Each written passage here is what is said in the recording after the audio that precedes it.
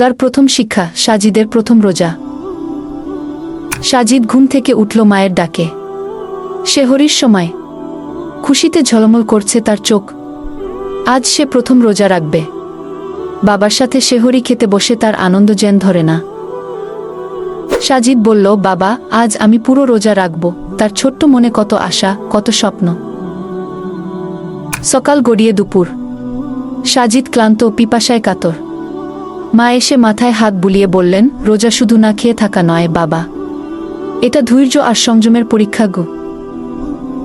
সাজিদ জানতে চায়, কিন্তু মা, আমার তো খুব ক্ষুধা লেগেছে। মা হেসে বলেন, আল্লাহ আমাদের দেখেন। যারা ধৈর্য ধরে তাদের জন্য পুরস্কার আছে গু। বিকেল হলো। বন্ধুরা খেলছে, সাজিদ দেখছে। ক্লান্তি সত্ত্বেও সে ধৈর্য ধরে অপেক্ষা করছে।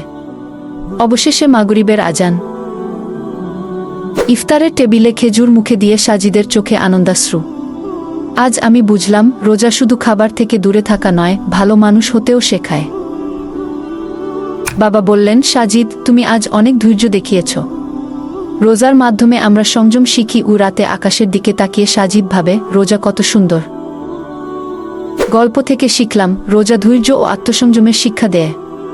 আল্লাহ ধৈর্যশীলদের ভালোবাসেন। রোজার মাধ্যমে ভালো অভ্যাস করে তুলি। এই গল্পটি ভালো লাগলে আমাদের চ্যানেলটি সাবস্ক্রাইব করুন এবং অন্যদের সাথে শেয়ার করুন। ইন্নাল্লাহা মা'আস সাবিরিন, নিশ্চয়ই আল্লাহ ধৈর্যশীলদের সাথে আছেন।